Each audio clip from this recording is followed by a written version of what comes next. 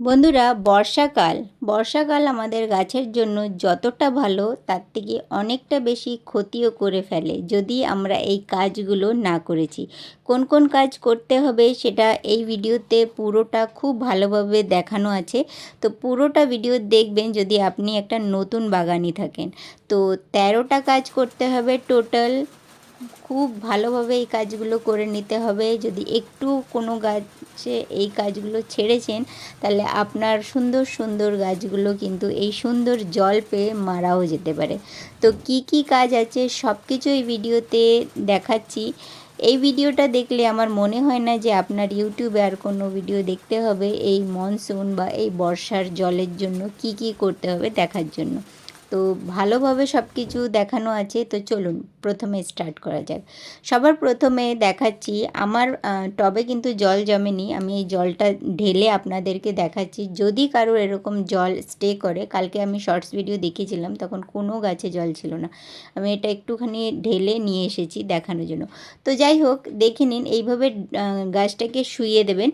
যতটা জল এর মধ্যে আটকে আছে সব জলটাই যেন বেরিয়ে যায়, নাহলে এই বর্ষার জলের জন্য রুট রট হবে, ফাঙ্গাস ধরে যাবে, শেকড় পচা স্টার্ট হয়ে যাবে আর গাছটা আস্তে আস্তে মারা যাবে। ড্রেনেজ হোল পরিষ্কার করার পরে যে আগাছাগুলো বা উইডস থাকবে সেগুলোকেও পরিষ্কার করা খুব প্রয়োজন। এই সময় বর্ষার জল পেয়ে প্রচুর বেশি আগাছা হয় বা প্রচুর বেশি উইডস হয়ে যায়, আর সেগুলো কিন্তু গাছকে বাড়তে দেবে না। তার সঙ্গে এখানে দেখুন ড্রেনেজ হোলগুলোকে ওপেন করতে হবে। যদি আপনাদের ড্রেনেজ হোল এইভাবে খুলে যাচ্ছে তো ভালো কথা, যদি না খুলছে তাহলে কিন্তু আপনারা টপ থেকে গাছটাকে শুধুমাত্র হালকা করে বার করে রেখে যে ড্রেনেজ হোলগুলো বন্ধ হয়ে আছে সেগুলোকে আস্তে আস্তে খুলে দেবেন। একটু বড়ও করে দিতে পারেন, মানে হালকা করে একটুখানি বড় করে দেবেন যাতে জলটা যেন ফেসে না থাকে, কারণ সামনে প্রচুর বৃষ্টি আসবে। আর এই যত কাজ বর্ষা আসার পরে করবেন, মানে বর্ষাকালে। এখন গ্রীষ্মকালে এইসব কাজ করার কোনো প্রয়োজন না। আমি ভিডিওটা একটু আগে দিচ্ছি যেহেতু আমাদের এখানে বর্ষাটা আগেই এসে যায় পশ্চিমবাংলায়। দ্বিতীয়ত যে ভিডিওগুলো সবার কাছে পৌঁছে যায় আর তারা যেন নিজের গাছকে বাঁচাতে পারে। গত বছর আমার 3টে গাছ বর্ষায় মারা গেছিলো, সেটাও শেয়ার করেছিলাম। ড্রেনেজ হোলগুলো ওপেন করার পরে ড্রেনেজ হোলের ওপরে কিছু টবের টুকরো রেখে গাছটাকে আবার বসিয়ে দিতে হবে যাতে ড্রেনেজ হোল ঠিক থাকে। তারপরে আসছে 2 নম্বর, যেটা হচ্ছে আপনার গাছকে ফাঙ্গাস থেকে প্রোটেক্ট করা। তার জন্য যে কোনো ভালো ব্র্যান্ডের ফাঙ্গিসাইড নেবেন আর এটা 1 চামচ মতো গাছের চারিপাশ থেকে মাটিতে দিয়ে দিতে হবে। তারপরে গাছটাকে এইভাবেই কিন্তু ছাড়লে হবে না। দেখুন গাছের যে টবটা আছে সেটার ওপরে 1 ইঞ্চি মতো আমার মাটি খালি আছে। এটা গরমকালের জন্য তো খুব ভালো, কিন্তু বর্ষাকালের জন্য খুবই ক্ষতিকারক, কারণ যত বেশি জল আটকে থাকবে ততটাই গাছের জন্য ক্ষতিকারক। তার জন্য মাটিটাকে পুরো টবটাতে ভর্তি করে ফিল করে দিতে হবে। আর যত কম স্পেস থাকবে তত কম এতে জলটা দাঁড়াবে, আর ততটাই কিন্তু ভালো। কারণ কন্টিনিউ আমার এখানে অনেক সময় বৃষ্টি চালু হলে, গত বছর হয়েছিল কন্টিনিউ 12 থেকে 15 দিন একভাবে বৃষ্টি ছিল, যার জন্য আমার 3টে গাছ মারা গেছে, কিছুই কাজ করা যাচ্ছিল না। 4 নম্বর যেটা কাজ সেটা হচ্ছে পুরো গাছটাকে ফাঙ্গাস থেকে বাঁচানোর জন্য 1 লিটার জলে 1 চামচ মতো ফাঙ্গিসাইড পাউডার দিতে হবে। তারপরে আপনারা ভালো করে জলে মিশিয়ে নিয়ে যত গাছ আছে, যদি আপনার কাছে 10টা গাছ আছে তো 10টা গাছে স্প্রে করবেন, যদি আপনার কাছে 100টা গাছ আছে তাহলে 100টা গাছে স্প্রে করবেন। আর এই স্প্রেগুলো তখন করবেন যখন গাছে বৃষ্টি হচ্ছে না, মানে বৃষ্টি হয়ে গেছে তারপরে আপনারা এটা স্প্রে করতে পারবেন, ঠিক আছে। আর মিনিমাম 6 ঘন্টা যেন বৃষ্টি না হয় এটাও খেয়াল রাখতে হবে। 6 থেকে 8 ঘন্টা বা নেক্সট দিন হোক তাও ঠিক আছে, কিন্তু এখনই দিয়েছেন আর এখনই যদি বৃষ্টি পড়ছে আধ ঘন্টা পরে তাহলে কিন্তু কোনো কাজ করবে না। তো এটা ভালো করে আপনার গাছে সব জায়গায় স্প্রে করতে হবে, কারণ সবথেকে বেশি যে ফাঙ্গাসটা অ্যাট্যাক করে সেটা হচ্ছে স্ট্যাম্পের ভেতরে যদি একবার ফাঙ্গাস ধরে গেছে তাহলে কিন্তু গাছকে বাঁচানো খুব খুব মুশকিল। যার জন্য আমাদের বর্ষার জল পাওয়ার সাথে সাথে এগুলো স্প্রে করার দরকার পড়ে, নাহলে গাছের জন্য ক্ষতিকারক। গাছে স্ট্যাম্পে যদি ফাঙ্গাস ধরে যায় বর্ষার জল বেশি পাওয়ার জন্য তাহলে কিন্তু বাঁচানো যাবে না। আর এটা করেই আমার গাছে কিন্তু 3টে গাছ জবা গাছের মারা গেছে। 5 নম্বর কাজ সেটা হচ্ছে মাটির মধ্যে সবথেকে বেশি এই সময় পোকামাকড়ের আক্রমণ হয়। যেহেতু কন্টিনিউ বৃষ্টি হতে থাকে, প্রচুর কেঁচো হবে, নাহলে দেখবেন আপনারা ছোট ছোট পিঁপড়ে হবে ঠান্ডা পেয়ে।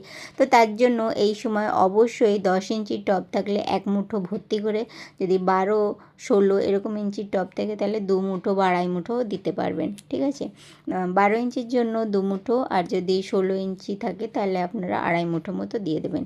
আর যে কোনো মানে দিয়েছেন সার, নিম খোল বা সরষের খোল এই ধরনের যদি কিছু দিচ্ছেন, খোল জাতীয় খাবার দিলে গাছে সবসময় মাটি দিয়ে কভার তো করতেই হবে, কারণ টপ লেয়ারে থাকলে আপনার ফাঙ্গাস ধরবে। আর দ্বিতীয় কথা, এখন বর্ষাকাল বলে এটা কভার করা খুব দরকার। কভার মানে মাটিটাকে আমি পুরো ভর্তি করে দিচ্ছি যাতে জল দাঁড়িয়ে থাকার জন্য জায়গা না থাকে।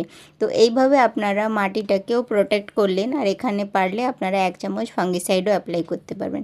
6 নম্বর যেটা হচ্ছে নিজের গাছে পোকামাকড়ের থেকে রক্ষা করার। এই সময় অনেক অনেক বেশি পোকামাকড়ের আক্রমণ হবে, যেমন সাদা মাছি, কালো মাছি, এগুলো তো আপনার নর্মাল সিজনে থাকে, কিন্তু এই সময় বড় বড় শুঁয়োপোকাও কিন্তু গাছে হয়ে যায়।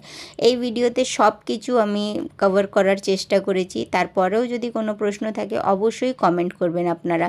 তো দেখে নিন গাছের ফুলগুলোকে উল্টো দিক করে নিচে পাতার করে এরম দেখবেন। তো এটা হচ্ছে রোগার, এগুলো ছোট পোকামাকড়ের জন্য খুব ভালো। রোগার হলো, কনফিডার হলো। তো আমার এটা 5 লিটার জলে আমি 10 ml মতো মেলালাম। আপনারা যদি 1 লিটার বানাচ্ছেন তাহলে 2 ml মতো মেশাবেন। আর এটা ভালো করে স্প্রে করতে হবে, কিন্তু স্প্রেও তখন করবেন যখন বর্ষাটা না হচ্ছে, মানে বর্ষা হচ্ছে না, বর্ষা বন্ধ হয়ে গেছে। বর্ষা বন্ধ হয়ে যাওয়ার 1-2 ঘন্টা পরে বা 3-4 ঘন্টা পরে স্প্রে করা যেতে পারে, কোনো সমস্যা না। কিন্তু স্প্রে করার পরে মিনিমাম 6 থেকে 8 ঘন্টা যেন বৃষ্টি না হয়। এই ধরনের যে বড় বড় ক্যাটারপিলার হলো বা শুঁয়োপোকা হলো, বর্ষাকালে প্রচুর প্রচুর আক্রমণ হয়। নর্মাল সিজনে এইসব পোকাগুলো অত দেখা যায় না, কিন্তু বর্ষা কন্টিনিউ হলে দেখবেন এগুলো কোথা থেকে যে আসছে বুঝতে পারবেন না। আমার অলরেডি একবার এসে গেছে রেন লিলিতে, আমি স্প্রে করেছি। তো তার জন্য যে ইনসেক্টিসাইডটা ব্যবহার করি সেটাও আমি এখানে দেখিয়ে দিচ্ছি, যেহেতু কমপ্লিট ইনফরমেশান দেবো বলেছি, তাই জন্য আমি দুটো ইনসেক্টই আলাদা আলাদা দেখাচ্ছি। আর এইটা বর্ষাকালেই দরকার পড়বে আপনার, বাকি সিজনে এই পোকাগুলো একটু কমই দেখা যায়, অত বেশি মানে প্রয়োজন হয় না। তো এর জন্য দেখুন কত মানে শুঁয়োপোকা হয়ে আছে, ছোট ছোট এই ক্যাটারপিলার বা ল্যাদা পোকা এই ধরনের থাকে, আলাদা আলাদা রকমের এই বড় বড় পোকাগুলো থাকবে। তো এর জন্য ফাইটার 505। আর দেখুন আর একটা শিশিও শেষ হয়ে গেছে, এটা আমার সবসময় থাকে, যেহেতু বর্ষাকাল, এখানে বর্ষা কন্টিনিউ কোনো সময়ও এসে যায়, তো কোনো সময়ও পোকা দেখা যেতে পারে, যার জন্য এটা থাকা খুব প্রয়োজন। নাহলে আপনার গাছ 1-2 দিনের মধ্যেই শেষ করে ফেলবে, পুরো পাতা খেয়ে জালি জালি বানিয়ে দেবে। তো এই জন্য আমি 1 লিটার জলে 2 ml মতো মিশিয়ে স্প্রে করবেন, সব পোকার উপরে স্প্রে করে দেবেন। তার কারণ হচ্ছে এগুলো কিন্তু পুরো পোকাটাকে মেরেই ফেলে, মানে আপনার ওই পোকাটার জ্যান্ত থাকবে না, এত মানে পাওয়ারফুল এই ইনসেক্টিসাইডটা।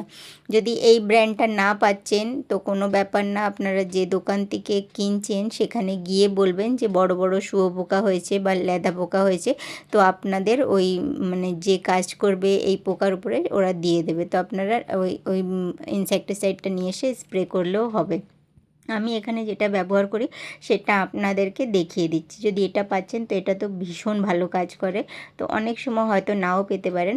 আর স্প্রে করার যে সময় সেটা আপনারা সকাল বা বিকেলেই করলে খুব ভালো হয়, রাত্রির বেলা মানে বিকেলের দিকে এর ভীষণ পোকার আক্রমণ হয়। 7 নম্বর হচ্ছে প্রতিস্থাপন করা। এই সময় আপনারা বর্ষাকালে প্রতিস্থাপন করতে পারবেন, যদি আপনাদের কোনো গাছে রুটস বাউন্ড হয়ে আছে তো অবশ্যই এই সময় করা যেতে পারবে, কোনো সমস্যা না। ওয়েদারটাকে একটু দেখে করবেন, বর্ষা চলছে বা বর্ষা হয়ে গেছে তার আশেপাশে করলে কোনো রকম সমস্যা না। এখনও কিন্তু অনেক জায়গা বর্ষা আসেনি, তো বর্ষা না দেখে এইসব কাজ কিন্তু করবেন, এগুলো বর্ষাকালেরই স্পেশাল কাজ আর বর্ষাকালেই করতে হবে। আমি বেশিরভাগই গাছের প্রতিস্থাপন হচ্ছে আমার যে রুটস বাউন্ডের কাজগুলো সেগুলো ফেব্রুয়ারি মার্চ মাসে করি, আর এই সময় যদি কোনো গাছে প্রয়োজন হয় তাহলেই কিন্তু করা হয়, নাহলে কোনো দরকার না, আবার সেই ফেব্রুয়ারি মার্চ মাস আসলে তখন আবার করা হয়। তো ফাঙ্গিসাইডের জল সব গাছেই অ্যাপ্লাই করা জরুরি। আর উইডস বা আগাছা যেগুলো আপনার টবের মাটিতে হয়ে থাকবে সেগুলোকে অবশ্যই সরিয়ে দেবেন, তার কারণ হচ্ছে কি, নাহলে এগুলো প্রচুর বেড়ে ওঠে। আমার তো প্রচুর বেশি এইগুলো মানে ছড়িয়ে যায়। 9 নম্বর যেটা কাজ, এই সময় নার্সারি যেতে পারেন আর ওখান থেকে ভালো ভালো আপনারা যে নতুন চারা গাছ কিনতে চাইছেন সেগুলো আনা যেতে পারে। আর একটুখানি দেখে আনবেন। অ্যাডেনিয়াম গাছটা একটুখানি অ্যাভয়েড করবেন বর্ষাকালে, যেহেতু এই গাছটা সবথেকে বেশি বর্ষার জলে খারাপ হয়।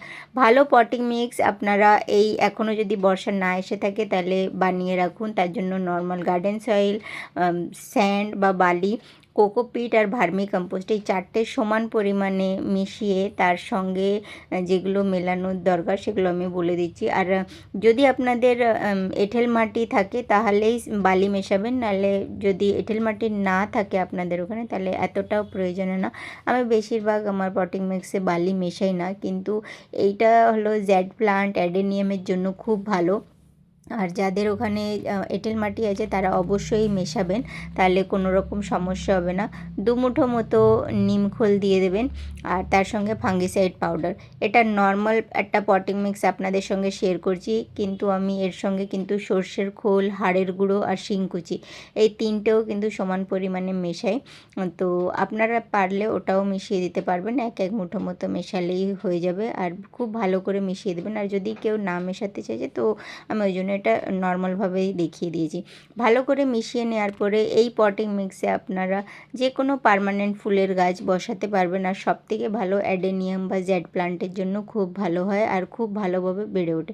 ড্রেনেজ হোলের ওপরে একটা টবের টুকরো অবশ্যই রাখবেন, তারপরে পটিং মিক্সটা দেবেন। আর তারপরে কিন্তু আপনারা যে গাছগুলো কিনে নিয়ে এসেছেন নার্সারি থেকে সেই গাছগুলোকে এইভাবে আস্তে আস্তে করে বসিয়ে দেবেন। এবার বলবো যে নর্মালি টাইমে আমরা নর্মাল যে সিজনগুলো থাকে সেই সময় আমি বেশিরভাগই বলি যে গাছে প্রতিস্থাপন করার পরে একটু সেমি শেডে রাখবেন, কিন্তু বর্ষাকালে সেরকম কিছু প্রয়োজন হয় না। তার কারণ হচ্ছে প্রচুর বৃষ্টি থাকে, সবসময় ওয়েদারটা খুব ভালো থাকে। গাছের জন্য তো খুব ভালো থাকে, নতুন যে চারা গাছ থাকে তার জন্যও খুব ভালো থাকে বেড়ে ওঠার জন্য। অন্য সিজনে গাছ না বাড়লেও বর্ষার জল পেয়ে গাছগুলো প্রচুর ভালোভাবে বেড়ে ওঠে। 11 নম্বর যে কাজ সেটা হচ্ছে কাটিংস গ্রো করা বা নতুন নতুন কলম করা। তার সঙ্গে আপনারা গ্রাফটিংও করতে পারবেন, এয়ার লেয়ারিংও করা যেতে পারে। এইসব কাজগুলো এই সময় করা যেতে পারে। তো ভালো করে যে মানে আপনাদের কোনো রুলস মানার দরকার নেই কাটিংস লাগানোর জন্য, যেভাবে হোক ডাল বসালে বর্ষাকালে হয়ে যাবে। যদি ওয়েদারটা ভালো আছে তো অবশ্যই হয়ে যায়, কোনো নিয়ম ছাড়াই আপনারা যদি কাটিংস লাগাচ্ছেন তো এই সিজনে লাগালে হবে। কিন্তু একটা জিনিস খেয়াল রাখবেন যে অনেক বেশি বর্ষার জল যেন না লাগে, একটু কম হলে ভালোভাবে গ্রোথ হয়। 12 নম্বর হচ্ছে হার্ড প্রুনিং করা বা নর্মাল প্রুনিং করা। তার কারণ হচ্ছে এই সময়টা ডালপালা প্রচুর বেড়ে যাবে, বর্ষার জল পেয়ে দেখবেন গাছ একদম চচ্চড় করে বেড়ে যায়।